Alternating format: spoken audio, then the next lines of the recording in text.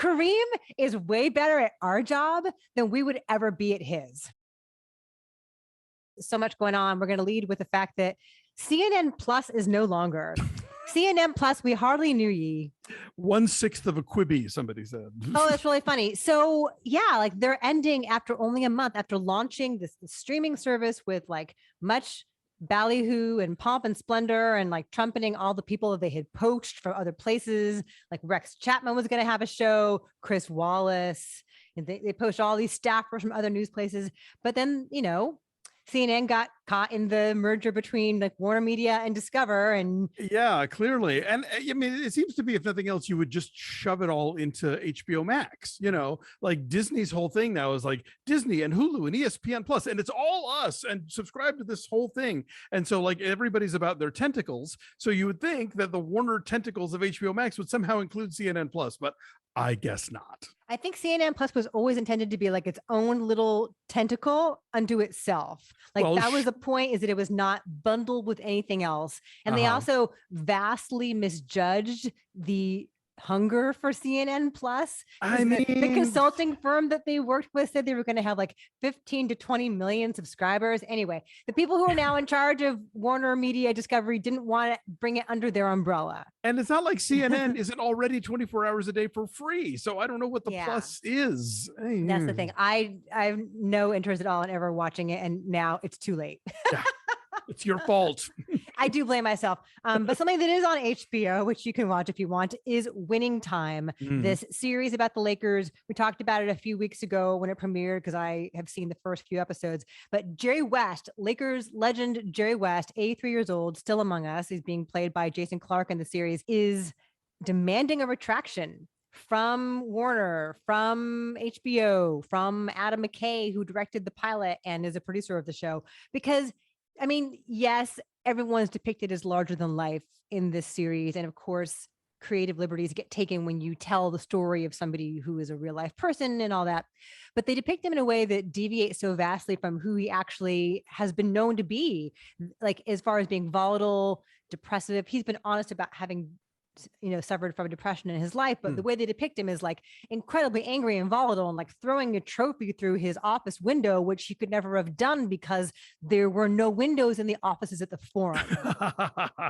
Things like that. Well, look, this is the biopic conundrum, because you're not, I mean, and really even documentary fall in this category. There's always a point of view, it's always going to be based on this article or that book or that podcast, which is that creator's take on things. And so then when you dramatize it and have people reenacting it, that somehow becomes then the factual record. And so if you're alive and you're like, hey, that ain't me, then you speak up, which is why everything should be like Aileen, where you change the names and then you can do whatever you want. I do think that in general most things should be like Aileen. Sure. Just for fun. But with this though, they strive for accuracy in the casting, which is why John C. Reilly plays Jerry Buss and not Will Ferrell. The two actors playing Magic and Kareem look a lot like them, and they're great. It's weird though. Like there's so much inherent drama to this story and to these players. Like why amp it up? And Kareem Abdul-Jabbar himself wrote a really beautiful essay on Medium, on his Substack rather, and tearing this apart and saying that beyond these risks they've taken with people's personalities, like it's just a boring show. Like Kareem is way better at our job than we would ever be at his. He is such a good writer. Like I did not have on my bingo card, as they say, that Kareem Abdul-Jabbar is this amazing pundit. Like really I have read his stuff on various topics. I'm like, damn, this guy's so smart, really good, so thoughtful. Anyway, so we'll link to that down below. But Jerry West gave them like a 2-week timeline, like you've got to do something to clear up my good name, and so we'll see if that actually happens. Production has been suspended on this Aziz Ansari film called Being Mortal because there have been complaints about Bill Murray's behavior, some inappropriate conduct on set, and we don't know what that is. Know exactly. Yeah. And I mean, you can Google Bill Murray and find out things you maybe never wanted to know, but we don't even know what this is about. So there's nothing to say about it until we know things, or if the movie returns or is canceled or whatever. We don't, and that is a problem with like having heroes right, in this business, because they're always going to let you down. Allegedly, the thing that Lucy Liu said a couple of years back about her dealing with him during Charlie's Angels. Yeah, Laura Ziskin, one of his previous wives, her testimony in their divorce. So yeah, there's a paper trail if you want to follow it. Yes. Speaking of, Johnny Depp has been testifying in his own trial. He is, of course, suing his ex-wife, Amber Heard, for $50 million, saying that she has defamed him by writing an op-ed in the Washington Post a few years back about, her saying that she is a victim of domestic abuse. So he's taken the stand the last couple of days, and he's like kind of toying with people and like trying to be charming and joking about what he would or would not carry cocaine in, like what kind of container. Yeah, it's strange. You can watch it on Court TV. Yeah, I just sort of see dribs and drabs on the internet, and I just think no one's coming out of this the wronged party.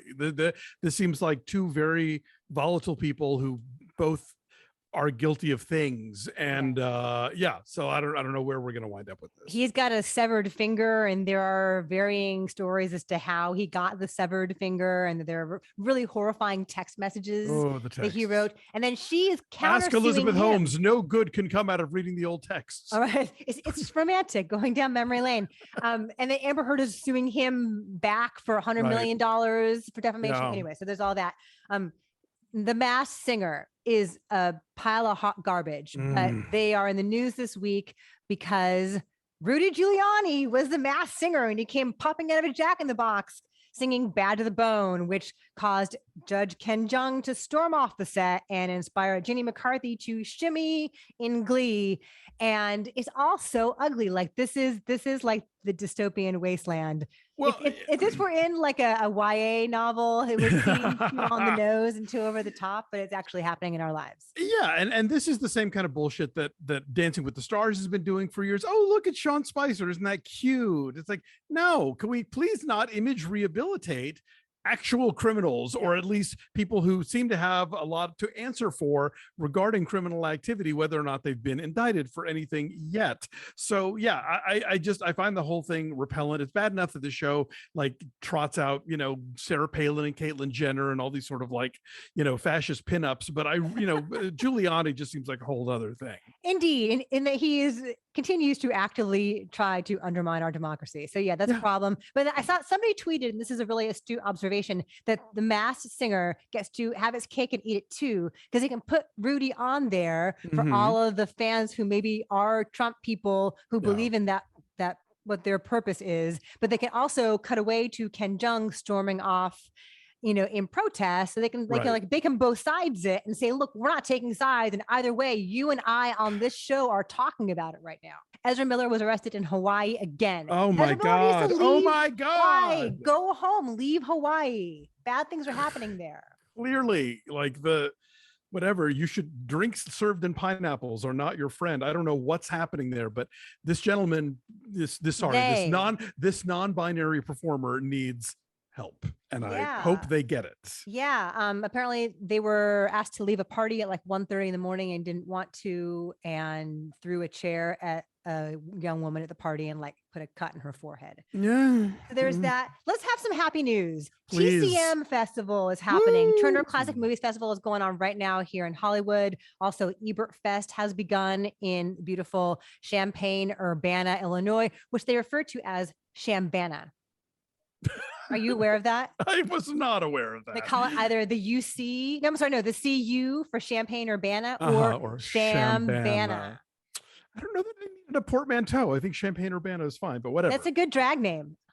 Shambana. Ladies and gentlemen, Shambana. Also, something I'm really excited about, which I hope we can talk about when it comes out, and that is the George Michael documentary. Ooh, yes. Yeah. It is called Freedom Uncut. This is something he was working on prior to his death. He narrates it. It's like his life and his career and his personal life that we didn't see in those final years. And it is behind the scenes of the iconic I hate to toss that word around, but the iconic Freedom 90 video. Yes. Directed by David Fincher. And this is going to be a one-night global event, right? It's going to be screening in theaters around the world. It's going to be in theaters on June 22nd. I have asked for links for us, or are they going to have screenings? And I got a very polite response with no good answer to it. But I'm on this, you guys. I'm not letting this go. So I won't let you down. I will not give you up. Which Cherry Mugler gown will you wear to the screening if you have to go? I mean, I don't want to poke anybody's eyes out with my pointy cones. I will go as the jukebox on fire. That's good. Your friend Candace Cameron Bure just signed a big deal with GAC. What does GAC stand for again? Great American Country, where they show a lot of movies made in Canada.